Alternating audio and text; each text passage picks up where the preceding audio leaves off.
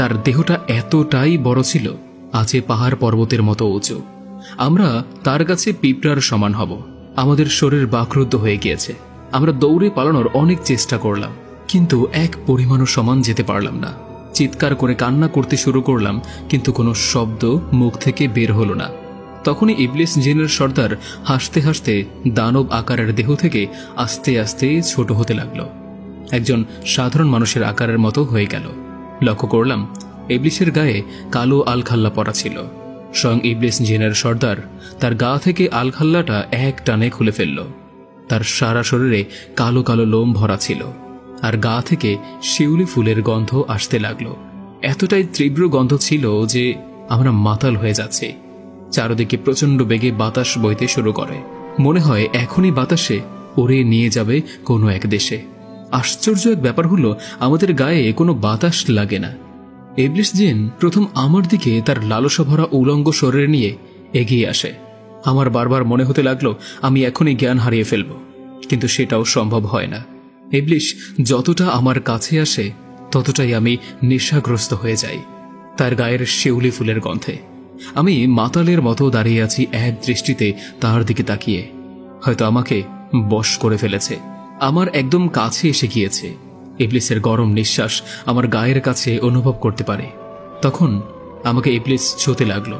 তখনই স্বয়ং ইবলিস জিনের সর্দার আমার থেকে অনেকটা দূরে ছিটকে পড়ে গেল, কারণ তখনও আমার কাছে জান্নান জিনের সর্দারের রক্ষা কবচ ছিল। ইবলিস জিন রেগে গিয়ে চিৎকার করে আবার আমার দিকে ছুটে আসতে লাগলো, আবারও ছিটকে পড়ে গেল অনেক দূরে। তখন ইবলিস বুঝতে পারল রক্ষা কবচের জন্য আমার কোনো ক্ষতি করতে পারবে না। তখন ইবলিস জিনের সর্দারের চোখ যায় তুলির ওপর, আর ওইদিকে 2 দিন হয়ে গিয়েছে হুজুর আবারও আমাদের বাড়িতে আসলো। আমার কথা মাকে জিজ্ঞাসা করলো। মা বলল আমি আমার ঘরেই আছি। হুজুরকে মা বসতে বলে আমাকে ডাকতে গেল। আমাকে ঘরে না পেয়ে মা চিৎকার করতে লাগলো। সবাই আমাদেরকে বাড়ির আশেপাশে খুঁজতে লাগলো। তখন হুজুর আকাশের দিকে তাকিয়ে বলল, হায় আল্লাহ, রক্ষা করো ওদের। এই বলে হুজুর বকুল গাছের দিকে দৌড়াতে লাগলো। হুজুর আকাশের দিকে তাকিয়ে দেখতে পেল এক জায়গায় অনেক কালো মেঘ জমাট বেঁধে রয়েছে। হুজুর বুঝতে পেরেছিল ওইখানেই খারাপ কিছু হতে আছে। ইবলিস জিনের সর্দার তুলিকে শূন্যের উপর ভাসিয়ে হাত পা ছড়িয়ে রাখছে, আর সে নিজেও শূন্যের উপর ভাসতে লাগলো। তুলি অনেক চেষ্টা করেও হাত পা নাড়াতে পারছে না। হয়তো কোনো অদৃশ্য বাঁধন তুলির হাত পা বেঁধে রেখেছে। তুলির বুকের ওপর থেকে ওড়নাটা সরিয়ে লোভনীয় দৃষ্টিতে তুলির দেহ দেখতে লাগলো। হয়তো কোনো ক্ষুধার্ত বাঘ তার শিকার পেয়েছে। আস্তে আস্তে তুলির বুক থেকে কামিজটা খুলতে লাগলো। ঠিক তখনই একটা মাটির দলা এসে ইবলিসের গায়ে এসে পড়ল। তখনই হুজুর চিৎকার করে বলতে লাগলো, আল্লাহু আকবার, আল্লাহু আকবার।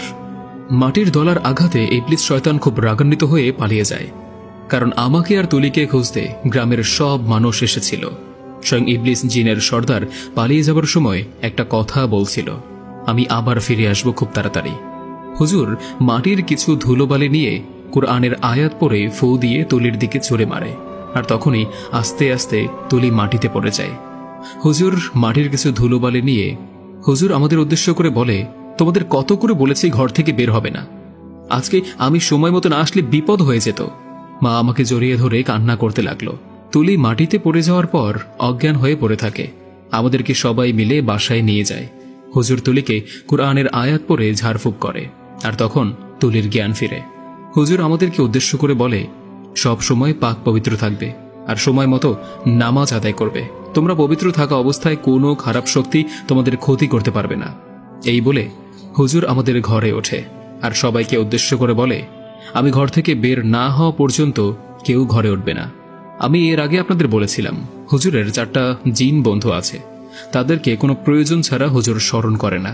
তাদের মধ্যে একজন হলো স্বয়ং জান্নান জিনের সর্দার। জান্নান জিনের সাথে সবাই এই ঘটনার সাথে কম বেশি পরিচিত। হুজুর তার 4 বন্ধু জিনকে একসাথে স্মরণ করল। তখন আকাশে বজ্রপাত হতে শুরু করলো, প্রচণ্ড বেগে বাতাসও বইতে শুরু করলো। চারদিক থেকে অন্ধকার হয়ে যেতে লাগলো, মাটি একসাথে কাঁপতে লাগলো। আকাশ থেকে 4টা আলোর রোশনি সোজা হুজুরের রুমে প্রবেশ করল, আর একসাথে মিষ্টি মধুর কণ্ঠে হুজুরকে সালাম দিল, আসসালামু আলাইকুম হুজুর। হুজুর সালামের উত্তর দিয়ে বলল, আপনারা সবাই ভালো আছেন? একসাথে চারজন বলল, আলহামদুলিল্লাহ ভালো। হুজুর, আপনাকে খুব চিন্তিত লাগছে, আপনার কিছু হয়েছে? আমাদের চারজনকে একসাথে ডাকার কারণ কি? তারপর হুজুর আমাদের সাথে ঘটে যাওয়া সমস্ত ঘটনা বলল এবং এর থেকে মুক্তি পাওয়ার উপায়ও জানতে চাইল।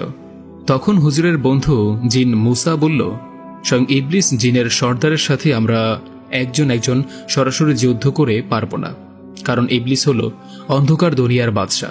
আমাদের চারজনের শক্তি ব্যবহার করে ইবলিস জিনকে হত্যা করা যাবে। স্বয়ং ইবলিস জিনের সর্দারের অনেক অনেক আমাদের তুলনায় পিচাস সেনা আছে। হুজুর তখন বলল, আল্লাহর কোরআনের আয়াতের কাছে এই খারাপ শক্তি কিছুই না। তখন হুজুরের বন্ধু জিনরা বলল, আপনি কোনো চিন্তা করবেন না হুজুর, আমরা চারজন একসাথে খোঁজ নিয়ে দেখছি কি আছে। এই বলে তারা হাওয়ায় মিশে যায়।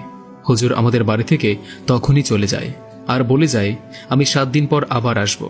এই বলে তুলিকে একটা তাবিজ দিয়ে যায় আর বলল, সব সময় পাক পবিত্র থাকবে। তখন বিকেলে মামা এসে তুলিদের নিয়ে যায়। তুলি বাড়িতে যাবার পর থেকে হুজুরের কথা মতো সময় মতো সালাত আদায় করে, সব সময় নিজেকে পাক পবিত্র রাখার চেষ্টা করে। এভাবেই কেটে যায় কয়েকদিন। একদিন রাতে তুলির প্রচণ্ড পেট ব্যথা করে। তুলি বুঝতে পারে তার পিরিয়ড শুরু হয়েছে। তখন রক্তপাত শুরু হয়।